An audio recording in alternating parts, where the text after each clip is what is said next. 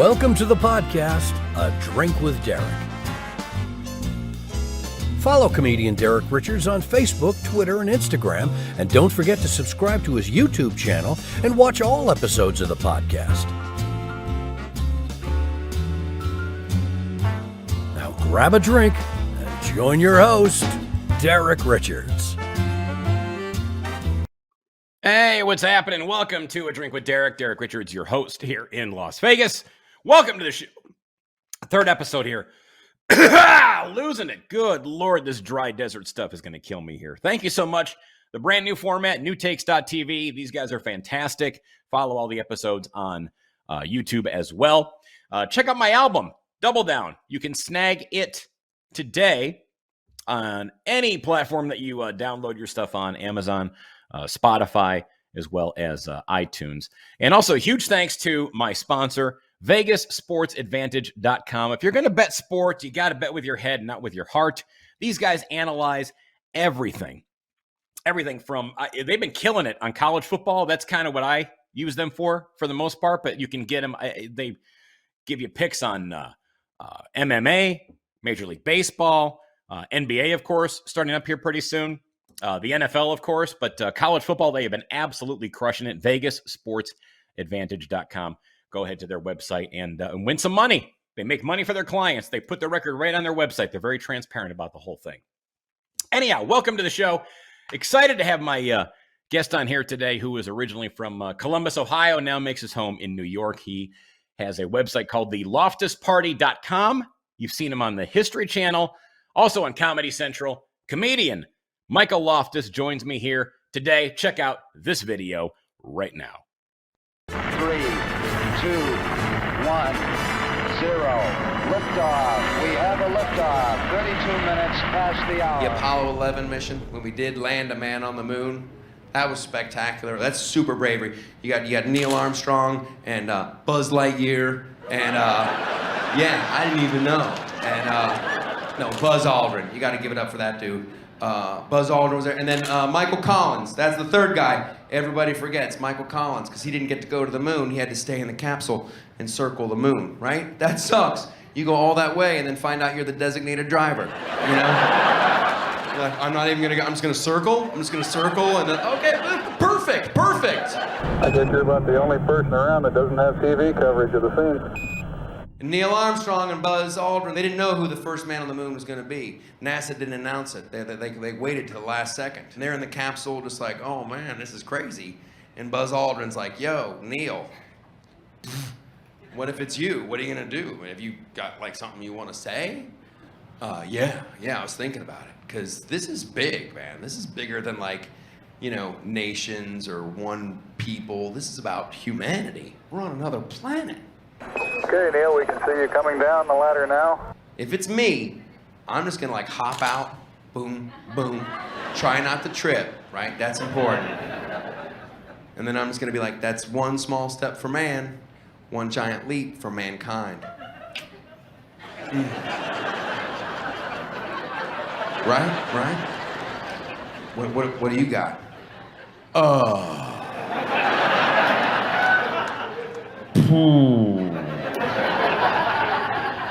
I was gonna be like, suck it, Russia. That's one small step for man, one giant leap for mankind. I'm Michael Loftus. Michael Loftus. That's a great clip. Where did you record that at? That was actually at the Irvine Improv. They cleaned it up nice and pretty. They scrubbed the walls. They did everything. Now, was that shot specifically that was on the History Channel, correct? Yeah. It was the craziest. I was working on a new set. And I was doing a show at the Ice House in Pasadena, and some friends of mine were coming out, and they'd seen me so many times. I'm like, oh, I got to do all kinds of new stuff. So I just riffed this whole bit about the moon landing and about the War of 1812. It was a really insane night, but I got the whole thing. The club was so cool. They got it all on DVD. So as a joke, I sent it to my management company, and I'm like, hey, if you guys ever get a call from the History Channel, I'm your boy. And they were like, are you kidding me? We just got a call from the History Channel. They're looking for this. And it was the most whirlwind kind of thing. They downloaded the set, they emailed it to the History Channel. The History Channel was like, holy crap. And then they flew me out to New York. We had a couple of meetings, and it just happened so fast. But they were having there was kind of like an internal struggle at History Channel. There was a group of executives who wanted to go with more of a comedic take. And then there was a group that wanted to go with drama, and like heightened reenactments. And they did that. They did a mini series called The Hatfields and the McCoys. I don't know if you remember that, but it was just a ratings bonanza. And while, because this was going to go straight to series. This was the History Channel show, me talking about history and having adventures. But the Hatfields and the McCoys did so well. And even though mine, good Lord, I think I got better ratings than a Joe Biden press conference. Oh, come on now. They just had enough. They're like, okay, you're wonderful, but we're going in a different direction. So no hard feelings, but it was a really fun, great experience. Well, that's a great clip. You got to love it. And here's what's so cool is I've heard your name for years, and you and I had met. I started off in Detroit. You started off in Columbus, Ohio. And I had heard your name on the circuit for years and years and years. And I mean, nothing but great things. And I'm like, yeah. Who is this Michael Loftus? Seriously. And so you and I get a chance to work together not that long ago at Brad Garrett's Comedy Club at the MGM Grand. And love your stuff. Hilarious, off stage, just a great, cool, chill person to talk to. I mean, just fucking hysterical. So thank you again for being on the podcast here today, taking time out of your schedule. So thank you. Oh, thanks for having me, man. I like this. This is a great setup. You got it's like a little mini CNN vibe happening. I'm digging it. No, these guys are great. NewTakes.tv, Drew and Rob and Ben and Sean over there. These guys know what they're doing. Trust me. Listen, I very rarely make good contacts and good decisions when I've been drinking. And I met Drew when I was hammered on a number of occasions. And then all of a sudden, like some time passes, he calls me up and says, hey, look, I got this thing going on here. So yeah, this platform is really, really super cool that they've got going. So really excited about it. Yeah. Yeah. Now, what's your drink of choice? When you met Drew, what were you drinking? What's your go-to? My go-to is always Irish whiskey. There you go. Usually that's like my nighttime go-to drink. I can't get on that train during the day. That's a bad train to get on at like around noon. Like football Sunday, no. Like 1 o'clock kickoff, if I start pouring whiskey, it's because I'm watching the Lions game, and that is just simply medicinal at that point. That has nothing to do with, that's not recreational drinking. That is just to numb the pain. That is my Dilaudid for when I'm watching a Lions game is Irish whiskey. But no, during the day, kind of a chill beer, something like that, maybe like a vodka tonic. But at night, boom, Irish whiskey. Yeah. Now, are you very specific with your Irish whiskey? Is there a particular brand, or is it just any whiskey from Ireland you're good with? I like. I'm a huge fan of Tullamore Dew Irish whiskey, but unfortunately, every bar you go to, the default choice is Jamison, which is a good whiskey to have as a but I love going to a bar and I go when you find somebody that has no idea what they're talking about, I'm like, what do you have for Irish whiskey? And they're like, well, we have Jack Daniels and Crown Royal. I'm like, you just need to stop talking. And then I just lean over the bar and look, and I'm like, all right, hey, what do you got? Okay, yeah, give me that bottle up there, the green one that's got like a Mick something name on it. Grab that. Okay. I used to be a huge Jack Daniels guy, big Crown Royal dude. And then I was invited to be on this comedy tour that was sponsored by Jamison's. So needless to say, they fully encouraged the comedians to sample the product. They would send cases to the house. And I got so spoiled off Jamison's Irish whiskey that one night we were doing a show in San Francisco, and myself and this other comedian, Pete Coriali, really funny guy. we got to San Fran a night early, and we just went out and started doing some carousing. And we go to this bar, and I hadn't had Jack Daniels in months and months. I've been doing like just straight Jameson. I was on the Jameson freight train. I had a Heineken and a shot of Jack, and just took a sip of the Jack Daniels, and you're like, wow, that's like it is the heavyweight. It is the Mike Tyson of whiskey. You know when you're drinking Jack Daniels. We're like Jameson's is like, would you like another sip? That was kind of smooth, wasn't it? It gives it a little warmth as it glides over your tongue. And Jack Daniels is like, hey, you want another one of these? Come on, buddy, let's go. We're gonna get drunk. How does Jack Daniels not sponsor every episode of Cops? You know, I mean, literally, that has got to be like the official drink of domestic abuse. I'm sure that Jack Daniels is not thrilled with me saying that, but come on. I mean, that's literally like if you're looking at, you know, when you see video footage of like a trailer, like after a crime scene, and there's almost always there's a bunch of empty beer cans, whatever, like a Busch Light or something like that. And then there's usually a bottle of Jack Daniels is somewhere nearby. Now, I don't know if they come in there ahead of time and do product placement or what happens, but there's almost always a bottle of Jack Daniels. Well, I think that would be it. Like Jack Daniels would sponsor Cops, and then you'd have like Truth in Advertising would come up, and they'd go, there's a lot more natural light here. It should be Busch Light, Natural Light, Miller Light. It would be a very ugly lawsuit. Tell me about the Jamison Tour, because I remember when that was cranking, and I remember seeing it at the comedy clubs, and it was a variety of different comics. There was typically, I think, 4 of you guys on the show. Is that correct? 4 or 5? Yeah, because 4. It was you. They hired. Go ahead. I'm sorry. Myself, Billy Gardell, Steve Byrne, Danny Bevins, I think, was on it too. Bevins was on it. Bert Kreischer was on it. So there would always be 4 of us on the road. But if somebody had something going on, you know, in their personal life or professionally, you could always duck out and somebody else would, you know, take their place. But it was insanely successful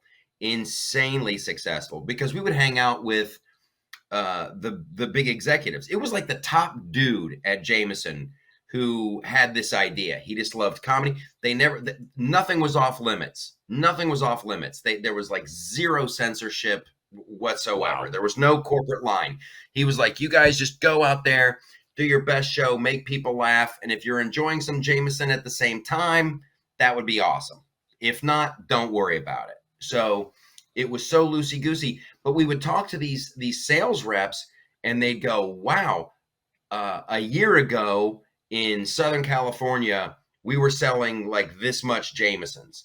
Then we did the stand-up tour. And now when we came back, like their sales were like every town we went to, you could just, at one point, holy crap, in Portland, Oregon, they practically sold out of Jamesons in the entire city. People, like once people tried it, you opened up that door and they tried it, they were just like, they were hooked. And then, phenomenally successful tour. For a few years, we did that show. And then I believe Jameson's purchased another liquor company. And we're talking about billions of dollars. Those guys make billions. So they had to tighten their belt as a corporation to be cash rich to buy this other entity. So that was the only reason. That was the only reason the tour stopped. It's like, we're going to buy this giant vodka company. So what was that like on the road? Because you guys were almost out there, I think, every week. Yeah, if I'm not mistaken. I mean, it was nonstop. So much fun. Oh, dude, it was so much fun because, like, normally, like the show you and I did, traditional comedy club, you have your opening act, your feature act, and your headliner. We had 4 comics going on. So this was like, it was like home run derby. It was like home run derby because everybody did like 20 minutes. And if you were closing, you would do 25. And so it was just like the greatest hits package, and just everybody was hitting long balls. And then, of course, you'd have your favorite bits from other comics. And you're like, oh, dude, Billy, you got to do the bit about drinking out of the hose. And, oh, you got to do this bit. And it was just just a great time, an absolute great time, and like zero pressure. Because you know how it is when you're closing the show, everything's going great. And then all of a sudden the checks come out and everybody starts looking for their wallet and grabbing credit cards. So you've got to have material there to, keep them invested and keep them in the show. But with this, the checks were at the end of the show. And it was just home run derby. It was just home run derby every night. I remember seeing that lineup and going, man, this is wicked impressive. Now you had started off in Columbus, Ohio, and you were with a group. Yeah. I remember seeing you guys years ago in Tampa when I was only a couple of years in. You were with a group called Midwest Comedy Tool and Die, which was a sketch. It was sketch comedy improv, correct? Yeah, we did a balance. The night I started stand-up, my very first time on stage at an amateur night, I didn't have a plan. I just thought, oh, I'm just going to go be funny. I didn't know to have a set list and have ideas. So I died a miserable death. But as I was dying, I was like riffing about things on stage. Hey, look at that brick wall. Well, any second, the Kool-Aid Man's going to come out of there. Hey, this is where it was bad, but I was at least unknowingly trying to improvise. And there was a woman in the crowd, girl in the crowd, who had just started an improv group. And she's like, I think you have a good mind for this, a good comedic sensibility, and blah, blah. So like I was doing both things. I started doing stand-up, and then I started out with this improv group. And the great thing about that was like improvisation, even when it's done by the best and the brightest and the smartest people, there's always that it could fail. That's the fun thing of it. You're dancing on the edge. You're jumping out of a plane, and you don't know if the parachute's going to open. So the smartest thing that we did, and it's because I was getting into stand-up, I'm like, you guys, we need stuff that we can just go to. If an improv skit goes badly, we have to follow that up with just some thunder. A song that we've written that we know is going to be funny, a skit that we've written that we know is going to be funny. And so that kicked open a lot of doors for us, because normally with an improv, if you're just a touring improv group, comedy club owners aren't going to be too eager to book you because it can go really bad. But when you're doing sketch and it's going to work, like it was just a great recipe. And the people my buddies that were in the group with me, just so insanely talented, just so incredibly funny, gifted musicians, great singers, great actors, awesome comedians. So yeah, that was a really good, a great experience. And and I didn't even know it at the time, but like writing skits, it's a good, it's like minor league for, writing, right. Plays and teleplays and screenplays and stuff like that. So it was an awesome learning experience, and it's so much fun going on the road. It's weird when you go on the road and you're by yourself, and it's like, not the best gig or whatever. You're just kind of in your hotel room and you're just like, I can't wait to get out of here. But when you're on the road with like 4 of your buddies and you're like, wow, this is kind of crappy. And then you're like, hey, you guys want to go play wiffle ball in the parking lot? Yeah, let's do that. So it's so much fun. Seriously, this is why dudes go on the road with their entourage. You have so much more fun when you're hanging out with your buddies. But if you're by yourself and you're in some town and it's raining and the weather's miserable and you're just like, oh, dude, this sucks. But when you're with your buddies, you're like, hey, you guys, let's go throw the football. Hey, let's go do this. you've got buds. Well, that's a whole different. Again, that's a whole different energy because people say, well, you go up on stage and you work like an hour a night. And it's like, no, the travel is the work. Being on stage is the fun part. So that's why, yeah, when you get a chance to work with people that you like and you enjoy hanging out with, I mean, that's huge because that's, you have 23 hours in the day that you're just sitting around just, or even back in the green room hanging out before the show. And if you're back there with a douchebag, that is a nightmare. A buddy of mine, you might know him, Reno Collier, was on the road for a while with Larry the Cable Guy, and they were doing this blue collar comedy, The Generation. So Reno would do some shows with the real blue collar guys, date whatever, and I guess that was the most fun. Because like that level of success, they're playing arenas, money's not an object, you're hanging out with 4 or 5 great comics every night. So yeah, that I'm sure those, I can't believe those guys aren't doing that again. If I was the dudes from Blue Collar, I would totally just be like, let's launch it again. Blue Collar 22, just crank up the machine. No, why not? I mean, they made a boatload of money. They had a ton of fun. Yeah, absolutely. Go ahead and reboot that thing. Yeah.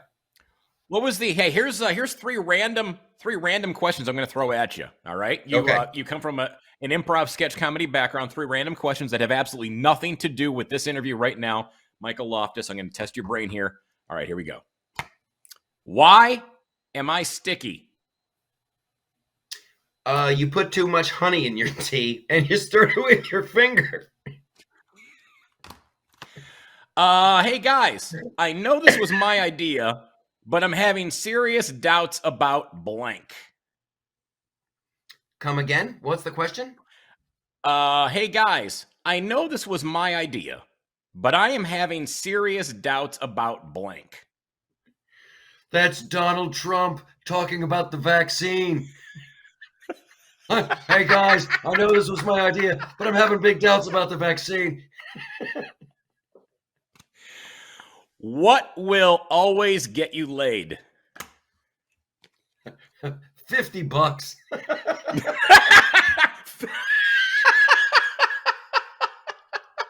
I got to shop in the district that you're shopping at. What? You gotta live close to the train tracks, and then you're 50. Fine. It's like $50. You find a I know you didn't store next to some train tracks. If you got 50, you're good to go. I know. Again, I like how you were so specific with the actual dollar amount. It wasn't just money. It was $50. $50 will make this magic happen. Yeah, $50, same as downtown. What was your path starting from Columbus? Because you're in New York now. You spent some time in Los Angeles too. So you're in Columbus. You're doing comedy. You're working Midwest Comedy, Tool and Die at the same time. I'm assuming you were doing your stand-up at the same time that you guys were also doing your improv gigs, or no? Or did did Midwest Comedy, Tool and Die stop and then you took off and started doing your stuff? No, here's the wonderful thing. And this was really what kind of kicked me out the door. So I would do commercials. There was a wonderful talent agency in Columbus, Ohio. I would do commercials for all kinds of things. Then I could do a comedy club with the improv group and then come back a month later as me doing stand-up. So I had like this little bubble of happiness where I was like, I can go to Florida a couple times a year. I could do most clubs at least twice, some of them 3 times a year. And then I was doing commercials as well. So it was just like, I honestly did my taxes one year, and I looked at I'm like, wow, this I'm doing okay. I'm doing okay. So I'm like, I can either get comfortable here and just like, okay, I'm going to be, Mr. Midwest that does this, and that'll be my whole life. But then I knew that I would always like question, well, what if can I go to New York? Can I go to LA? Can I hang with the air quote big boys? And it just started driving me crazy. And I knew, like, if I didn't leave, I would never leave. And I would always look back and wonder, what if? So I had to choose between New York or Los Angeles. Now, my dad grew up in LA, so I still had some cousins, and I was so naive. I thought like Orange County was like super close. I thought like Orange County was probably like 1 minute away. So I'm like, as a safety net, I'm like, okay, so my wife and I, we moved out to LA, and I thought, okay, my cousins will be there, and that'll kind of help out. And so LA won because of family and weather, and I didn't want to struggle. And New York was horrible. This was I moved out to LA when I think Giuliani just started in New York, because I'd been to New York in the early 90s, and it was just god awful. It was horrible. Like you were really, in terms you of were what? ready to crime. I mean, it was just it was not good. And that's actually where you first got laid for everywhere. $50, wasn't it? Isn't that where you first got laid for $50? Yeah. Okay, cool. Yeah. Just checking. Just trying to find out where that number So, came from. Now I know. Continue. Sorry. So yeah, I moved to LA, and like it was like a real giant, huge slice of humble pie. Getting stage time was really tough. I went down because I was used to I was headlining and doing commercial work and blah blah blah blah blah. And I went out to LA, and even though I had other comics who knew me, who were like vouching for me, I'd go to like the Melrose Improv, and they'd go, "Hey, this is Michael Loftus. He's a really funny guy. You guys should give him some stage time." The manager of the club is like, "Okay, thanks." And it was just like starting over, doing B rooms, like just I'll MC, I'll do just like volunteering to do whatever. And then, after about a year, things just started clicking where, I would go to the Melrose Improv and just hang out and go, "Hey, if nobody shows up and you need an extra comic, I'll just be here at the bar, just hanging out." I'm like, okay. And then one night somebody didn't show up, and they're like, "Hey, Loftus, do you want to do a set?" I'm like, "Absolutely." Then boom, boom, boom, you get invited back. The same thing happened at the Ice House at Pasadena. I was out there with a buddy, and somebody didn't show up, and they're like, "Holy crap, are you a comic?" I'm like, yeah, I'll do a set. Boom. And then like, "Hey, would you come back in 2 weeks and MC?" And I'm like, absolutely. See, what's cool I got is no ego here. Well, what's cool is that you had, well, first off, you had no ego, but you also had some cool friends that had enough confidence in themselves, and they were secure enough to say, "Oh yeah, hey, Michael Loftus is great. You should put him up on stage," because there's plenty of guys that I know that I'm sure if I mention names, I'm not going to, but if I mention these names, you would know exactly who they were. And they're out in LA, and you go out there, Yeah. and the last thing they want to do, they could care less about you now. And you used to hang with these guys before. And it's not a lot of people, but a few come to the top of my head, where all of a sudden it's like you walk in and you're hanging out at the Improv on Melrose, but as the whole time they're talking to you, they're looking over your head, seeing who might walk in the door. That is going to be more important than talking to you. So you know exactly what I'm talking about. Here's the deal, though. You have to do that. That's the thing about LA, man. LA comedy is such a different vibe because you honestly don't know who's about to walk in that door, who could possibly change your life. You could be doing a set in the middle of the week, the Melrose Improv, whatever, and somebody, a director could come in, looking for somebody funny to do a bit part. That right. That's remember. There's a comic, Jake Johansson. Yeah, hilarious. Yeah, that happened to Jake.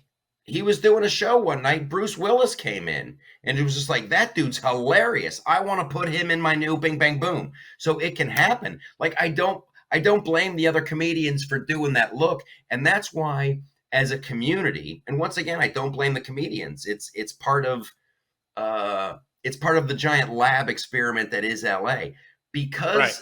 that possibility is very, very real. That a producer can come in, a director can come in, whatever. Your life can change like that. There's not that camaraderie, and this is what, like, I'm in New York now, and I'm digging the stand-up camaraderie, because there's a very small chance that a director is going to come in to a comedy club and change your life. It's got to be like a showcase night. It's a special evening. So really, to me, it feels like New York is more about telling jokes and doing the work, and it's just I like the vibe here. It's a much more of like a comedic fellowship.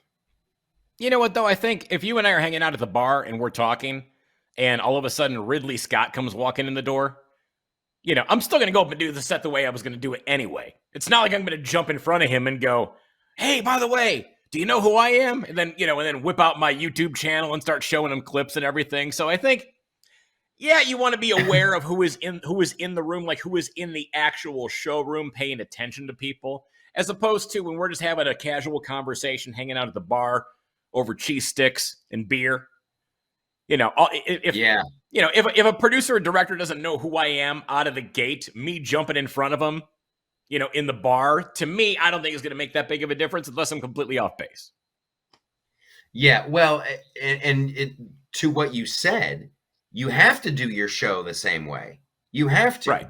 Because what are you going to do? So Ridley Scott comes in. What are you going to whip off your, so I'm on the spaceship Nostromo, and my buddy has an egg launch at his face. Like, you're not going to whip out your aliens, but you have to just keep doing your shtick and hope that they dig it. That's all you can do. No, because it's all about, as you know, from being in this business as long as you have, I mean, it's about having a certain look, and if you have a certain take on thing, or they like your voice, like your mannerisms, or like in the case of Bruce Willis saw Jake Johansson and said, look, I like this guy for whatever reason, whether he was hilarious, he had a certain way about him. Yeah. Happened to Chris Tucker as well. And that's how he got the Fifth Element, which was his big breakout part. But he was just on stage being Chris Tucker, being and I think it was the director Denis Villeneuve or whatever was just like, oh, right, that guy would be hilarious in my new movie. So it happens. It happens. No, it does happen. I want to ask you about the Loftus party. You and I were talking about this when you were here in Las Vegas. And theloftusparty.com, go to this website. Tell people what this is all about. You were telling it to me, and I think it's best being sold from the person that created it. Well, I wasn't shy about my political leanings, even back at Bush and blah blah blah, Obama, all that stuff. I'm just not a big government guy. I'm not a big government guy. I don't want to mess around with socialism, and it just felt like there wasn't a place for me. I felt like a misfit, like an outcast, and it's like, wait, I like to have a good time. I like nerd stuff. I like video games. I like X, Y, and Z. So I just wanted to create a space on the internet where like-minded people can go. Because, seriously, if you want to know a little bit about politics and you go to, let's say you go to Breitbart, which is a wonderful website and organization and all that stuff, but it's just a running tab of oh, that's bad, that's really bad, that's outrageous, and you need that. It's a good wake-up call. But I'm like, politics is just one part of my life. I'm excited about Star Wars. I'm excited about Lord of the Rings. I'm excited about this new video game. My buddies, they're excited about there's this new craft beer that's coming out. So it's just more of a, I don't want to say a lifestyle magazine, but it's place. To me, it's a place where sane people who still like to laugh, people who still like to live life, but also want to be kind of aware of what's like really going on. Here's a great example. The New York Times the other day. Here's what I put on the website. I put up. There was a new bikini fashion show going on. Like there's always a new, and I always like to keep up to date what's going on, in the bikini world. With bikini fashion shows? Absolutely. Why would you not? Absolutely. Very good content. And then also, the New York Times had to retract a story about COVID. The New York Times, and I just like this is a story that will probably not get any attention whatsoever. But the New York Times had claimed 900,000 children had been hospitalized for COVID since the beginning. If you count up since the beginning of the Wuhan virus, it was close to 1 million kids have been hospitalized. And that was a lie. The real number was like 67,000. And so that's a big mistake. Give or take 833,000. Right? Yeah, whatever. And it's like, it just bugs me because I guarantee most parents out in America, they're like, oh my God, it's like 1 million kids. 1 million kids have been hospitalized. Da, da, da, da. And so the retraction gets buried. So I just want to be able to like emphasize the truth, I guess, a little bit. I try to go through the news, and I think it's a noble endeavor. So you go to the Loftus party, you're going to see a little bit of politics. You're going to see, some political comedy. You're going to get updates on what's going on in the video game world and in geek culture and nerd culture and bikini fashions and booze, man. Booze is very important. I know. You and I have been talking about this and about me doing some contributions for you. I'm excited about getting involved with you guys because we were talking about stuff, and I follow you on Twitter, which I highly recommend people do because the stuff you put out there, and go to the website too, theloftusparty.com, and check out the video clips and everything that's on there. But yeah, your stuff on Twitter is hilarious. It's very tight. It's very funny. And it's very Thanks, retweetable, man. because your stuff cracks me up. I'm like, this is hilarious. I didn't have to write it. A better brain thought of this than I did. Click. Now you can see it. Everybody. Well, here's the deal. I think that there's like it's a PR war, for lack of a better term, or that's part of it. Like, there's a ton of people who don't want big government. They want small government. They want to be the commander of their own ship and individual rights and individual, liberties. And they're regular people. Where it's like, I think if you tell a college kid today, close your eyes and picture somebody who likes small government, they're gonna think you're some big fat guy in a suit smoking a cigar, running a factory, and no, I'm talking about. We got to change the whole mindset. I go out and I do shows, and like small government people, conservatives, they're living their best lives. They're good people. They're giving back to the community. They're not these incredibly selfish half pig people. They're like, they know how to good time. They have boats. That's why somebody like Trump would have all those boat parades, and somebody on Twitter's like, I see all the Republicans have boats. And it's like, yeah, there's no government program to give those away. You got to work for that shit. No, exactly. It's not like you got some, some canoe at a secondhand shop, and you're just rowing down the river. This is a great time, isn't it? Yeah, this really gets all the chicks. Come in here, sweetheart. Grab an oar. Let's make some magic. Here's $50. That's hilarious. What you wrote for, well, hang on, before we get to that, you have regular appearances on Gutfeld, because when you and I worked together, there was at least one person or two people at every single show that we did that said they came out to the show because they saw you on Gutfeld on Fox. Yeah. And his show is absolutely crushing it. Yep. There you are. Look at you on the set. That's a little behind the scenes picture there. That's a great shot. Oh, Very so cool. much And then fun. I think that was and then you with Greg before then, and then let's see what else. Let's see what there he is. Okay, cool.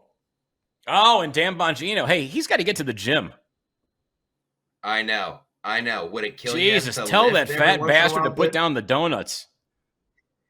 Oh, this is a great shot here too. Yeah. Ben Shapiro. Oh, So smart. super, super cool. Greg Gutfeld. What do people not know about him? They see him on TV, Oh, and depending who you talk to, I love the guy. I love his show. I bumped into him in the hall at Fox. I had been on Tom Shalhoub's show a couple times through the years. And Greg, super, super nice guy. What do people not know about him from all your appearances on the show? What do you take? I think everything is exactly as you see it. He's got an incredible work ethic. He's got an incredibly quick mind. And I guess the one thing that I didn't know about him, which is maybe it explains like how his mind works. I didn't know. I had him on my podcast, The Loftus Party. And he comes from a magazine background. He ran, I think it was GQ in Europe. So he's always like he's very good at compartmentalizing things. He's like, okay, so this is that segment, and this is this segment, and it's almost like a second nature to him, which is great. Which makes his little, like, to me, there's like a Letterman quality to the guy in terms of like what he finds funny and his commitment to a bit. Like, he's been doing this "animals are great" bit for years, and I know. The first time I saw "Animals Are Great," I'm just like, okay, yeah, nice try. But then it's one of those things, the more you let it go, the more you let it just gets funnier and funnier. And now you find yourself going, oh, come on, do "Animals Are Great."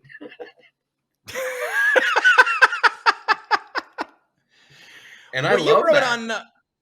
No, that's super cool. I mean, that's it's good to see somebody who, and people just automatically think that if somebody's on, not people, but I mean, I would say people on the left have a tendency to think anybody who's on Fox is the Antichrist. Right. They are the devil who has been brought to us through a studio in New York, and they are all horrible human beings. And I mean, that's just simply not the case. I mean, come on. That is why, dude, another reason I started the loftusparty.com, honestly, because things were taken up a notch. Now, every Republican president that I can remember was Hitler and was compared to a fascist dictator. Reagan was Hitler. Both Bushes were Hitler, and they were fascists and blah, blah, blah. But with Trump, because of Trump's personality and because he wouldn't back down, because normally you call George Bush Hitler. Like, hey, people are comparing you to Hitler, and Bush would be like, well, I'm so sorry, and I think maybe they might have taken that quote out of context, and my program to lift up and embrace and 1,000 points of light. They're almost like apologetic to it. And with Trump, they're like, hey, you're like Hitler, and he's like, no, screw you. I'm not even, listen, you're the real. And he would be. So because of that dynamic, which I totally dig it, Now the right is being portrayed as not only Hitler and fascist, but evil. Now it's you're evil. And like there's this whole like domestic terrorism thing bubbling up. We're beginning to discover like who the real fascists are. When the government says that we're going to come door to door with the vaccine, and when the government says, hey, if you go to your kid's school board meeting and you say the wrong thing or you act the wrong way, we're going to have the FBI investigate you for domestic terrorism. Boy, now it's really a whole different set of rules. Now that the right is it's beyond being vilified. It's now there. It's close to second-class citizenship. And so once again, that's why I wanted to do the Loftus Party. Just for like normal people who still have lives and businesses and interests. We can go and just take like a little respite from the insanity, because it's like we're not evil. We just have a different political point of view, you know? No, there's no. I have plenty of friends that are Democrats and plenty that are Republicans. And we don't have these ragingly toxic conversations all the time. We're normal people. Just because you vote for who you vote for doesn't, whatever. That's your opinion. You can do whatever you want. Go to any church that you want. I could care less. And so, yeah, the fact that all of a sudden you mention you're Republican, and I've got friends of mine that are on dating apps, and they've gone out on dates. And literally, like the first words out of the girl's mouth is, "Did you vote for Trump? Are you a Trumper?" It's like, how about we just have an appletini? How about we just talk? I'll be like, you know what I mean? Like, you know what? Yes, I did. I'm gonna make America great again, and I'm gonna make that ass great again. Here's $50.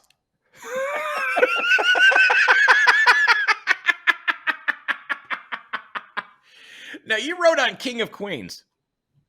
How did that relation? You did not. I thought you did. On Kevin Can Wait. I wrote on Kevin Can Wait, which is the one after King of Queens. That's okay. That's okay. Happens a lot. How did your relationship with Kevin James start off? Or how did you connect with him? I had written on some other television shows with, there was a showrunner, Bruce Helford. Really, really talented guy. Just his resume is insane. All the shows that he started and written on.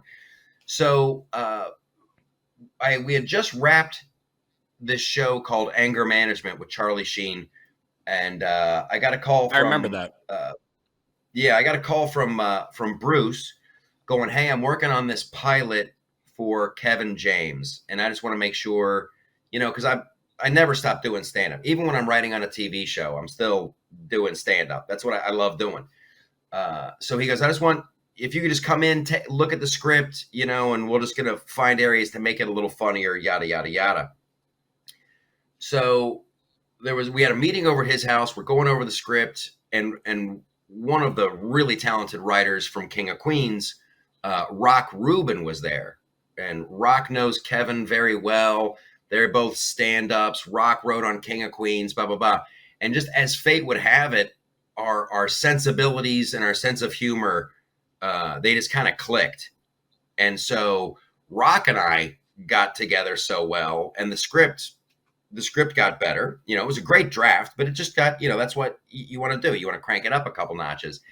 That he talked to Kevin and like, "Hey, how about you bring Loftus out to the East Coast for the taping of this thing? Because we're going to be, you're never done working on a script."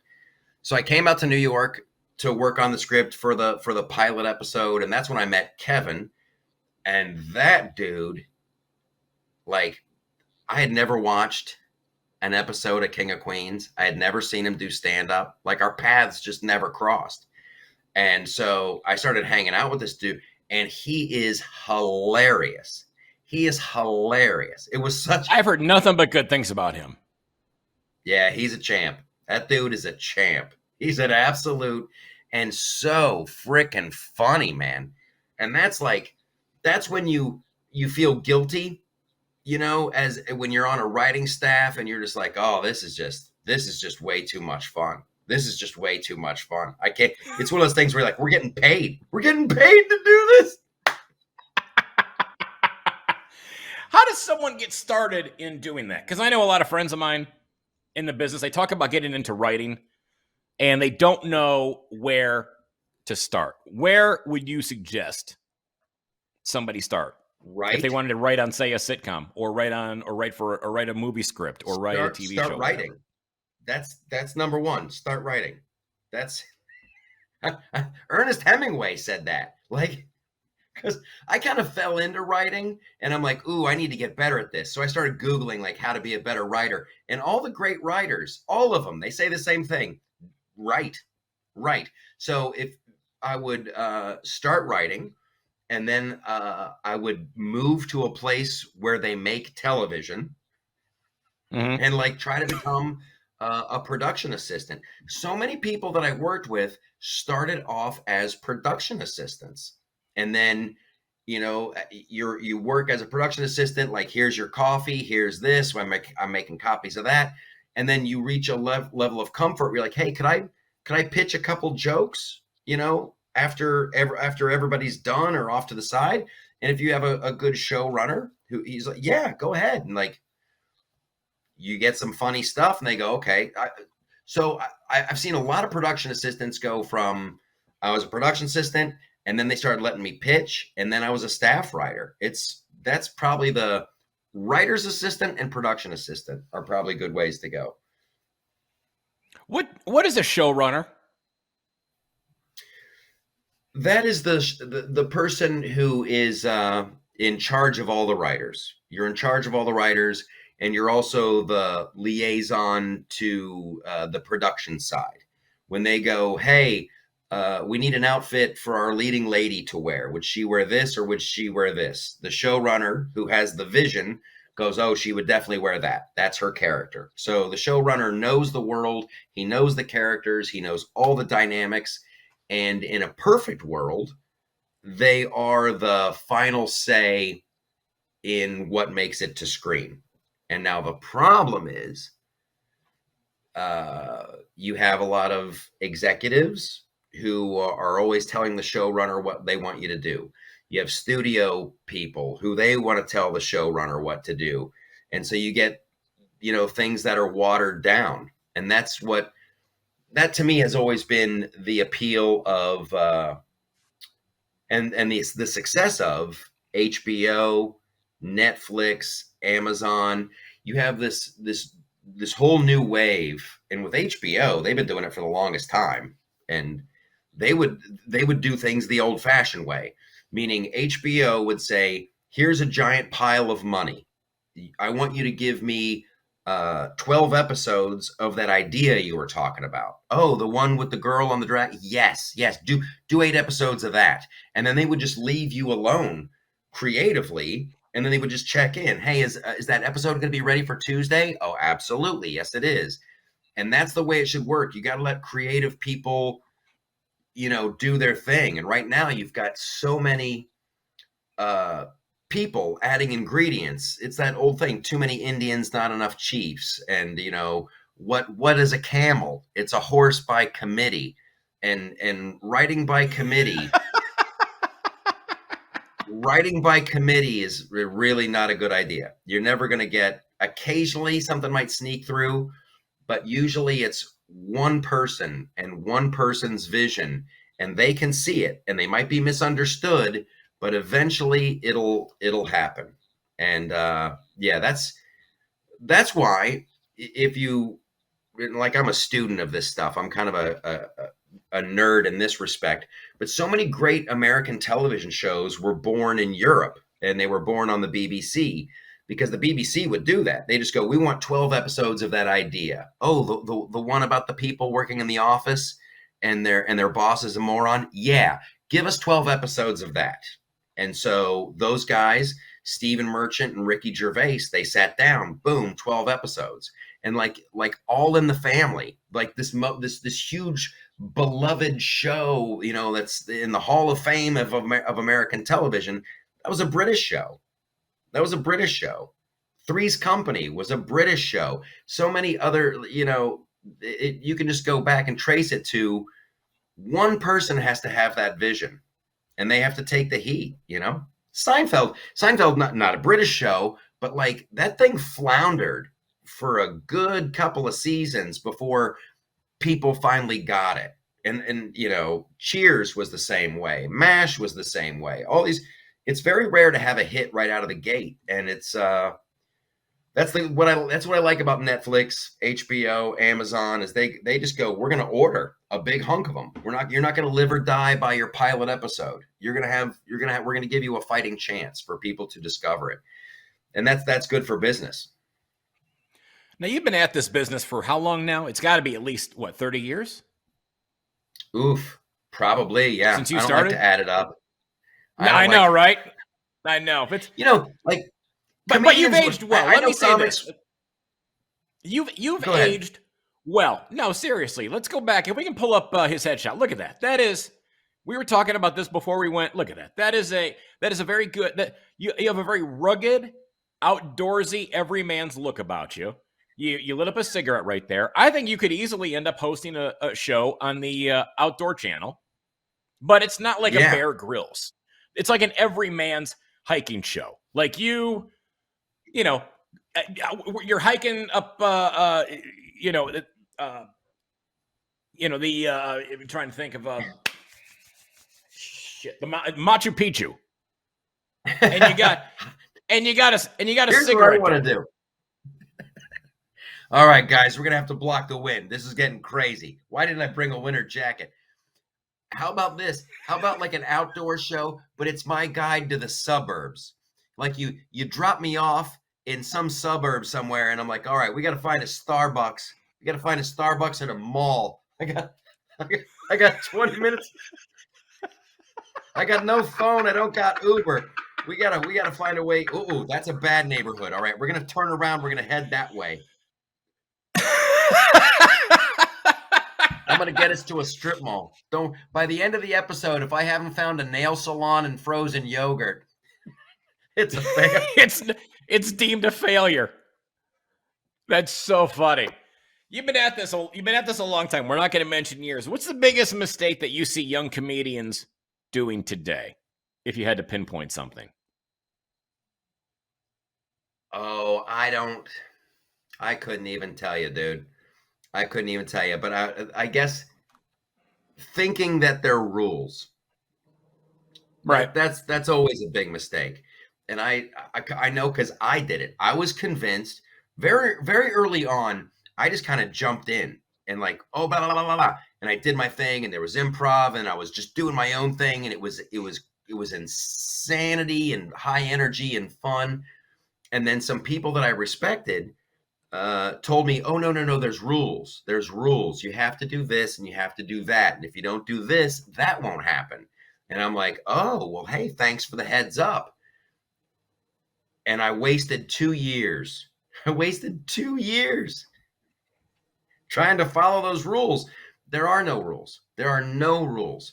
And like, I think like comics will go to like open mics and they'll go to like comedy classes and they'll try to learn. That's all wonderful if you want to get stage time. But as soon as a comic starts telling you, oh, no, there's rules, run away screaming. Run away screaming. Don't listen. There's some of the, because that's how you get inventions. That's how new things happen. Somebody just kind of stumbles in. My buddy Rodney Carrington, he just jumped into stand up with his guitar, and he only knew like 3 chords, and he had a talking sandwich with him. I mean, it was funny. It was funny as hell. Yeah. So he had 3 chords. He could have gone into comedy or could have played for Kiss. Yeah. Those those were his 2 options. Kiss is a little better than that. Kiss is they've gotten better. I know. I get into arguments with huge Kiss fans all the time. You go back and you listen to that early, like that mid-70s Kiss. I'm like, this is 3-chord bullshit. And then you go, no, these guys were ground. I'm like, settle down. Just take it easy. You can have an opinion. We don't need to lose our mind. There's a song by Ace Frehley called Back in the New York Groove that was on his, because Kiss, they all put out solo albums. And you're like, it's the most un-Kiss, but it's just got a great groove. Those guys were awesome. And as musicians, and I will say this honestly, like their big record was Kiss Alive, and right, that was recorded back in a day where you can go back and you can sweeten the guitars. You can change a guitar solo. You can make it even then. But boy, if that drum isn't going, if that drum isn't steady, Peter Criss doesn't get half the love he deserves just for being an awesome drummer in those big arena shows, and they're recording albums. So that Peter Criss, the Cat Man, still in my top 5 drummers. Let me this is going to be the first time I've heard somebody defend Peter Criss in any capacity. In my 55 years on this planet, I have never heard somebody so vehemently defend Peter Criss. Let me ask you this one final question here before we get off. By the way, the loftusparty.com is your website. For your personal dates, all that other fun stuff, is that posted on your website as well, where you are touring? Yeah. Where you're doing stuff. Yeah. When I add new dates to the tour, I just wrapped up. It was Vegas, Los Angeles, Dallas, Houston, San Antonio. I just wrapped up. I just got off the road for a little bit. But when I announce the winter dates, those will all be at the loftusparty.com. Very cool. It's a great website. Last question here. If you could go on one MSNBC show because you think you could possibly have a good, sane, rational conversation with somebody. I'll say MSNBC or CNN. Who would you go on the show with that you think you could have a good, intelligent conversation with? See, it's weird. Like, where am I going to have the most fun, and where's going to be the most sane, rational conversation? Okay, if there's two answers, give me two answers. Give me the one answer. What's the most fun? I think I would have the most fun with either Rachel Maddow, because I love Maddow's crazy riffs. I love how she'll stretch. She'll stretch one little half truth to like a 20-minute open.